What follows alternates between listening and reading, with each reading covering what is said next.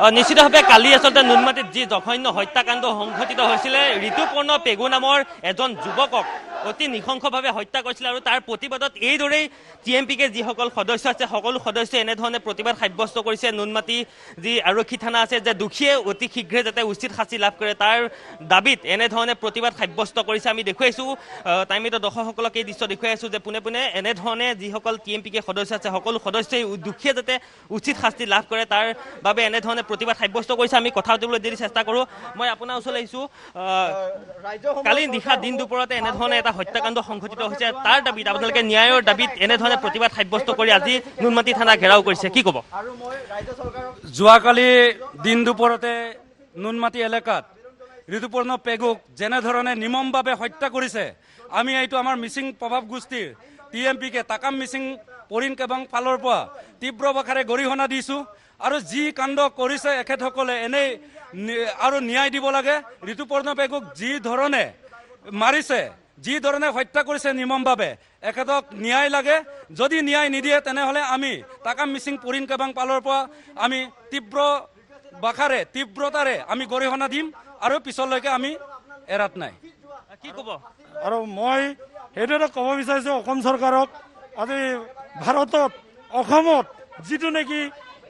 হত্যাকাৰী যিটো দৰ্শনকাৰী এইবিলাক বাঢ়ি গৈছে এইটো কাৰণে মই LDCMৰ ফালৰ সদস্য হৈ পাইছোঁ তেওঁ ন্যায় দিব লাগে আমাৰ মিচিং ৰেগামক নহ'লে গতাই দিব লাগে বাইদেউ আছে কি ক'ব বাইদেউ দিন দুপৰতে এনে এটা হত্যাকাণ্ড সংঘটিত হৈছে এজন যুৱকক দিন দুপৰতে হত্যা কৰিছে সাধাৰণ এটা কটাত হত্যা কৰিছে সেইকাৰণে ক'ব বিচাৰোঁ যে মুছলিমসকলক মুছলিম সমাজক এই নীতি নিয়মটো ইহঁতৰ সংগ্ৰামটো কমাব লাগে সেইকাৰণে মই ভাবোঁ যে যেনেকৈ ঋতুপৰ্ণা পেগুক হত্যা কৰিলে ঋতুপৰ্ণা পেগুৰ ঘৈণীয়েকে এই ল'ৰাজনক হাত কাটি পংগু কৰাব লাগে যেনেকৈ মৰাই দিলে তাক হাত কাটি পংগু কৰাব লাগে কি ক'ব বাইদেউ যোনে হত্যা কৰিছে তাক পাচি দিয়াটোৱে আমি কামনা কৰোঁ পাচি দিব লাগে উচিত শাস্তিৰ দাবীত আচলতে এনেধৰণে অকল মানে এইটো মানে হেৰি নহয় আৰু মুছলিম যিটো মুছলিম অকলে ইহঁতক শেষ কৰিব লাগে মুছলিম সংগঠনক মই শেষ কৰিব মই কৈছোঁ যে এনেধৰণে তেওঁলোকে প্ৰতিবাদ সাব্যস্ত কৰা হৈছে তেওঁ মাতৃও আছে আমি মাতৃৰ ওচৰলৈ যদি যাবলৈ বিচাৰোঁ মাতৃ ইতিমধ্যে যিহেতু সংজ্ঞাহীন হৈ আছে এখন বাহনত আছে আমি যদিহে অকণমান দেখুৱাবলৈ চেষ্টা কৰোঁ বাইদেউ আছে আমি বাইদেউ কি ক'ব বিচাৰিব কি বিচাৰিব আচলতে এনেধৰণে প্ৰতিবাদ ইয়াত সাব্যস্ত কৰিছে ভাগি পৰিছে সোধাৰ যদিও একো নাই তথাপিতো মই অকণমান আপোনাৰ পৰা জানিব বিচাৰিছোঁ কি হৈছিলে গোটেই ঘটনাটো কেনেধৰণে কি হৈছিলে মই ঘটনাটো মিচিলা পথাৰতে আছিলোঁ গমেই পোৱা নাছিলোঁ 4:30 বজাত গম পালোঁ আজি আহি পাইছোঁ কি ক'ব বিচাৰিব কি কেতিয়া আপুনি কথা পাতিলে লাষ্ট আপোনাক কিবা জনাইছিলে নেকি মোক তেনেকৈ একো জনোৱা নাছিলে মোক এতিয়া ন্যায় লাগে এই মাকৰ উদা বুকুটো চৰকাৰে যদি ন্যায় বিচাৰে তেতিয়া মই শান্তি পাম আৰু মোৰ ল'ৰাটো শান্তি পাম কালি কেতিয়া খবৰ পাইছিলে আপুনি কেইটা বজাত খবৰ পাইছিলে আৰু আজি কেতিয়া পালেহি ইয়াত আৰক্ষীয়ে কি কৈছে বৰ্তমান সময়লৈকে আৰক্ষীৰ লগত আপুনি কথা পাতিছে নেকি এতিয়ালৈকে মালিকে পাতিছে আৰু মানুহজন আহিছে ডাঙৰ ল'ৰাটো আহিছে সিহঁতে পাতি আছে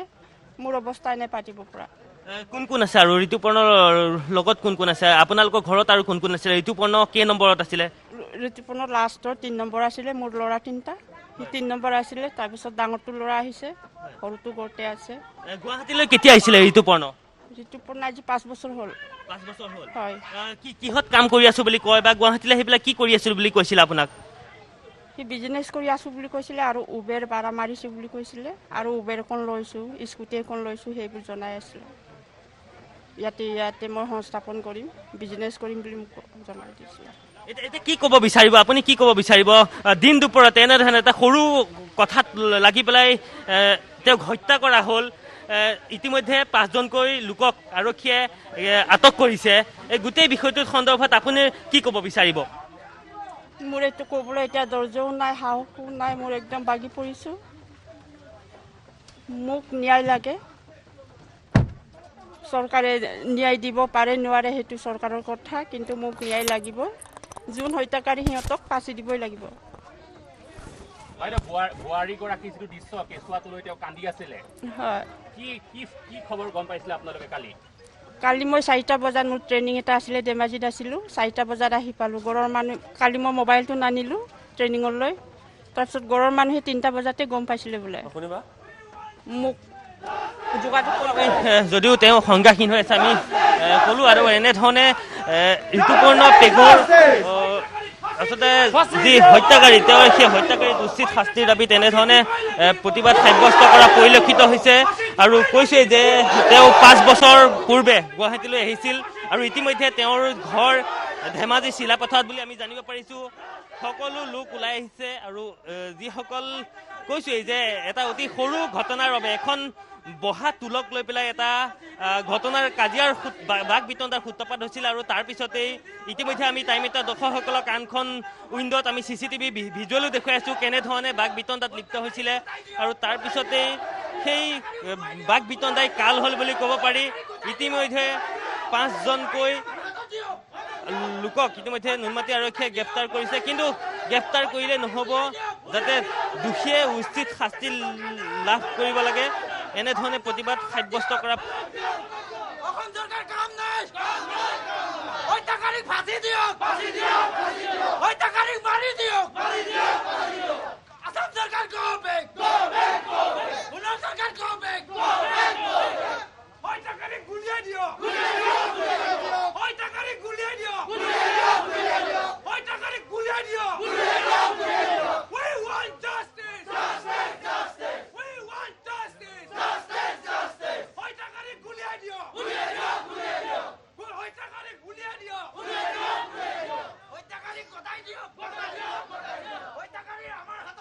মই কৈ দিছোঁ পুনৰবাৰ টাইমিত দৰ্শকসকলক সেই নামকেইটা মই কৈ দিছোঁ যে ইতিমধ্যে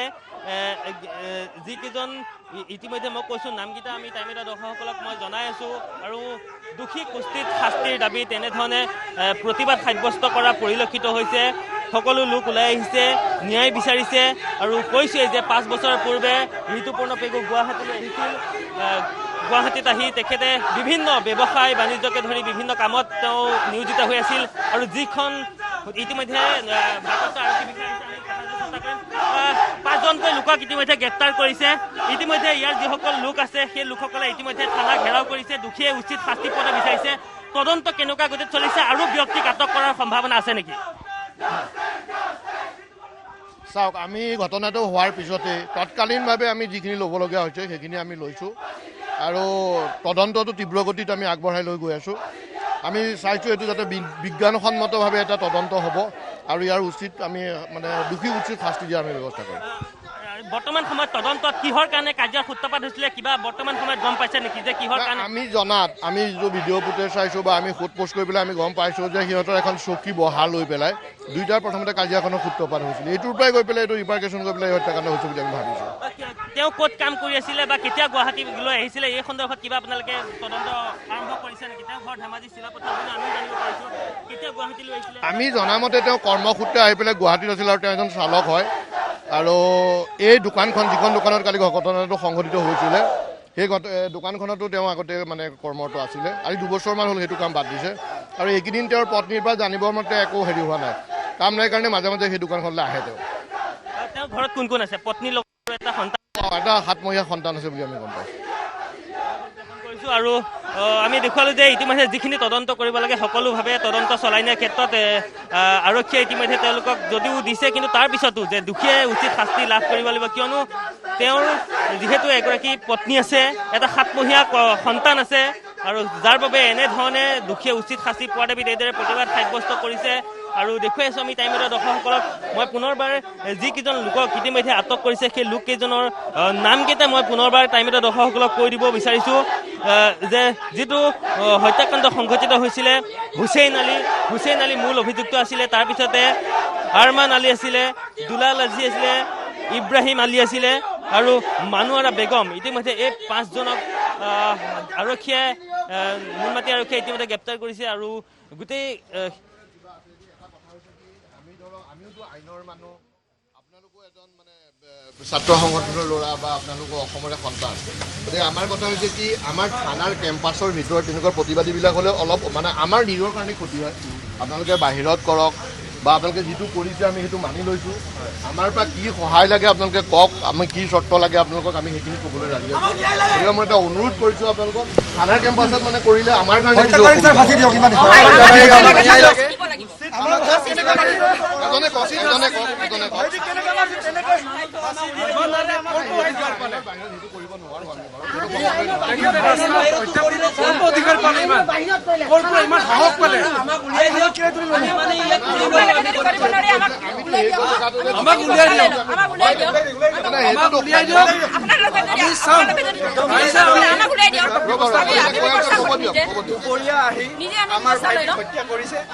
থানা ওচৰত আছে, CCTV ৰেকৰ্ড হৈ আছে, আমি দেখিব পাইছো মাৰি আছে, আমি বচাব পৰা নাই।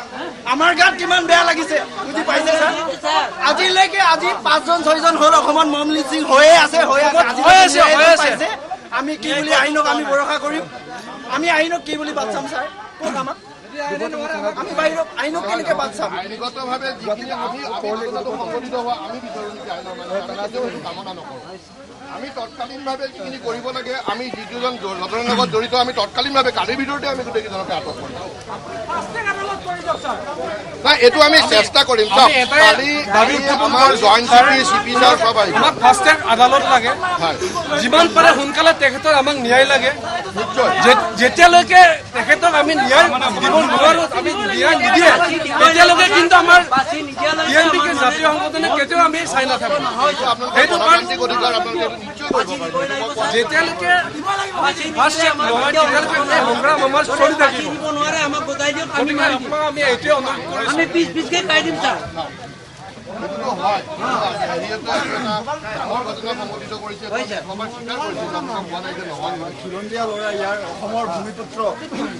তেখেতসকলৰ ID আছে নে আমি নাজানো। চাকু মাৰি দিছে এখন চকীৰ কাৰণে। বহুত কেইটা ঘটনা হৈ যোৱাৰ এতিয়া যিকেইটা ফাষ্ট মানে এতিয়া কাৰ্বি আংলঙত যিটো হ'ল, পাথাৰকান্দিত যিটো হৈছে, বৰদোৱাত যিটো ঘটনা হৈছে, মই তাতে আছোঁ। তেতিয়া মানে তৎকালীনভাৱেতো দুৰ্বৃত্ত শাস্তিহে হৈছে না।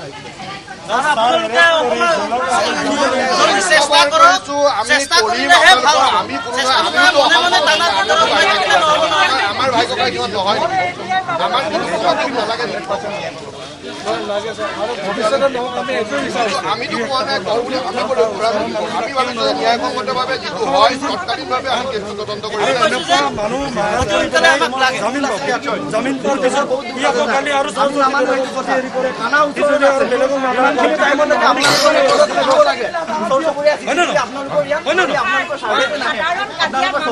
মাৰিব পাৰে আৰু বেছি হলে কেনেকা কঠোৰ সিদ্ধান্ত গ্ৰহণ কৰক আপোনালোকে। যদি গ্ৰহণ নকৰে আমাৰ ৰাইজে গ্ৰহণ কৰিব বাধ্য হওক। ইমান এটা ফুল কুমলীয়া ল'ৰাক লৈ মাইকী মানুহজনীয়ে তাত ঘূৰি ফুৰি আছে, সেইটো ৰেচপন্স দিয়া নাই। সব ভিডিঅ' ফুটেজ আপোনালোকে চাই লওক। গতিকে আপুনি কঠোৰ সিদ্ধান্ত গ্ৰহণ কৰক। যদি নোৱাৰে আমাৰ ৰাইজক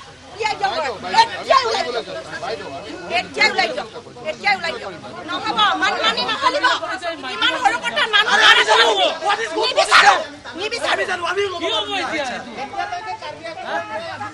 সদায় ন্যায় কৰিম বুলি পেলাই আচ্ছা আজিলৈকে ন্যায় হত্যাকাৰীক কিয় প্ৰটেকশ্যন দিব লাগে? কিহৰ কাৰণত প্ৰটেকশ্যন দিব লাগে? আপোনালোকে মাৰি যোৱাকালিয়ে কুকুলা বনাব লাগিছিল। আমি তেনেকৈ নকৰিব নোৱাৰোঁ। আমি আইনগতভাৱে মই কাপোৰ পিন্ধি আছোঁ।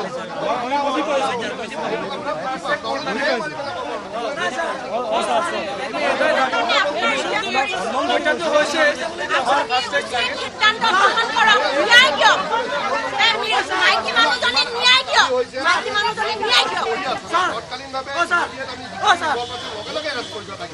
এনেকুৱা কৰা নাই যে আমি ডিলে কৰিছোঁ। এফালে আমি মৃতদেহৰ লগত আহিছোঁ, তেওঁৰ পৰিবাৰক সুধিব। মই লগত শাস্তি দিব লাগিব কৰি আছো মই কৈছো মই এইটো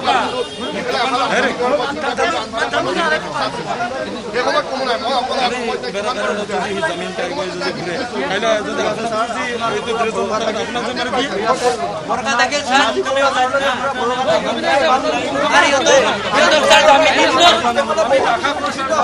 জামিন কেতিয়াও আপুনি নিদিব আৰু সিহঁতৰ ডাইৰেক্ট বাছি দিয়াটো আপুনি তাৰ লিখি দিয়ক কোনো পইণ্টে তাক জামিন নিদিব আৰু ফাঁচিলৈকে আপোনালোকে আইনৰ দ্বাৰা আমাক কৰি দিয়ক আইনৰ দ্বাৰা যাৰ ফাঁচি অৰ্ডাৰটো দি দিয়ক আপোনালোকে নোৱাৰে যাৰ আপোনালোকে লিখি দিলে এইটো হৈ যাব সেইটো চেষ্টা কৰক ছাৰ আপোনালোকে জামিন পোৱাৰ পিছত মুক্তি নিদিব আপুনি জামিন নিদিব মাৰি দিয়ে জামিন নিদিব ছাৰ জামিন নিদিব জামিন দিয়াৰ লগে লগে সি কলে মাৰিব আৰু পইচা দিলেও কিন্তু নল'ব লছৰ দ্বাৰা এইটো কাম নকৰিব এইটো বহুত ডাঙৰ সমস্যা ভৱিষ্যত আমাৰ অসমৰ কাৰণে বহুত বেয়া হ'ব আমি দেখুৱাই আছোঁ টাইমতে দৰ্শকসকলক ইতিমধ্যে আৰক্ষীয়ে যিসকল প্ৰতিবাদকাৰী আছে তেওঁলোকক বুজাবলৈ চেষ্টা কৰিছে যে যিখিনি ব্যৱস্থা গ্ৰহণ কৰা হ'ব বা আইনীভাৱে যিখিনি ব্যৱস্থা গ্ৰহণ কৰিব লাগে সেইখিনি সকলোখিনি কৰা যাব কিন্তু তেওঁলোকে এটাই দাবী কৰিছে যে যিহেতু তেওঁৰ এগৰাকী পত্নী আছে এটা 7মহীয়া সন্তান আছে গতিকে এই সন্তানটোৰ ক্ষেত্ৰত কি কৰা যাব সকলোবিলাক ইতিমধ্যে তেওঁলোকে দাবী উত্থাপন কৰিছে এই ক্ষেত্ৰত আৰু মই কৈছোঁৱেই যে নুনমাটিত যি জঘন্য হত্যাকাণ্ড সংঘটিত হৈছিলে যোৱাকালি আৰু তাৰপিছতেই এনেধৰণে ইয়াত TMPK যিসকল সদস্য আছে সকলো সদস্য আহি এইধৰণে প্ৰতিবাদ সাব্যস্ত কৰা পৰিলক্ষিত হৈছে আৰু নুনমাটি থানাও ঘেৰাও কৰি এইদৰেই তেওঁলোকে প্ৰতিবাদ সাব্যস্ত কৰা পৰিলক্ষিত হৈছে আমি টাইমতে দৰ্শকসকলক দেখুৱাইছোঁ ইতিমধ্যে ৰাজপথ ঘেৰাৰ বাবে তেওঁলোক যোৱা পৰিলক্ষিত হৈছে দেখুৱাইছোঁ আমি এনেধৰণে যে ৰাজপথ ঘেৰাও কৰিবলৈ তেওঁলোক গুচি গৈছে গতিকে যি মই কৈছোঁ যে ইতিমধ্যে 5জন লোকক গ্ৰেপ্তাৰ কৰিছে যদিও আৰক্ষীয়ে আটাইকেইজনক তেওঁলোকৰ সন্মুখত থিয় কৰাই হাজিৰ কৰাই সন্মুখত আচলতে যি অতি শীঘ্ৰেই দোষীক শাস্তি দিয়াৰ দাবীত এই ধৰণে প্ৰতিবাদ সাব্যস্ত কৰা পৰিলক্ষিত হৈছে আৰু কৈছোঁ যে চিলাপথাৰ ধেমাজি চিলাপথাৰৰ ঋতুপৰ্ণ পেগু আছিলে 5 বছৰ ধৰি তেওঁ বিভিন্ন ব্যৱসায়ত জড়িত হৈ আছিলে গুৱাহাটীত আৰু কালি এটা সামান্য ঘটনাৰ বাবে বহা এখন তুলক লৈ যি কাজিয়াৰ বাক বিতণ্ডাৰ সৃষ্টি হৈছিলে তাৰপিছতেই কেইবাজনো লোকে অতি নৃশংসতাৰে হত্যা কৰিছিলে আৰু তাৰপিছতেই আজি এনেধৰণে সেই হত্যাকাৰী কেইজনক উচিত শাস্তিৰ দাবীত প্ৰতিবাদ সাব্যস্ত কৰা পৰিলক্ষিত হৈছে আৰু দেখুৱাই আছোঁ নুনমাটি থানা প্ৰথমতে ঘেৰাও কৰিলে আৰু তাৰপিছত এতিয়া ৰাজপথলৈ এইদৰে প্ৰতিবাদকাৰীসকল ওলাই অহা পৰিলক্ষিত হৈছে ইতিমধ্যে আৰক্ষীয়ে যদিও নিয়ন্ত্ৰণ কৰিবলৈ চেষ্টা কৰিছে কিন্তু প্ৰতিবাদকাৰীসকল ইতিমধ্যে ৰাজপথ ঘেৰাও বাবে আগবাঢ়ি যোৱা পৰিলক্ষিত আছে আমি দেখুৱাই আছোঁ টাইমতে দৰ্শকসকলক মোৰ লগত নয়ন আছে নয়নে ইয়াৰ পৰিৱেশটো দেখুৱাইছে এফালে বৰষুণ কিন্তু আনফালে এনেধৰণে তেওঁলোকে প্ৰতিবাদ সাব্যস্ত কৰা পৰিলক্ষিত হৈছে নুনমাটিত যি জঘন্য হত্যাকাণ্ড সংঘটিত হৈছিলে তাৰ দাবীত এনেধৰণে তেওঁলোকে ৰাজপথত প্ৰতিবাদ সাব্যস্ত কৰা পৰিলক্ষিত হৈছে দেখুৱাই আছোঁ আমি TMPK যিসকল সদস্য বা তেওঁলোকৰ পৰিয়ালৰ যিসকল লোক বা আত্মীয় স্বজন সকলো ওলাই আহিছে যাতে দোষীক উচিত শাস্তি প্ৰদান কৰা হয় এনেধৰণে তেওঁলোক ওলাই অহা পৰিলক্ষিত হৈছে আমি দেখুৱাই আছোঁ সোনকালে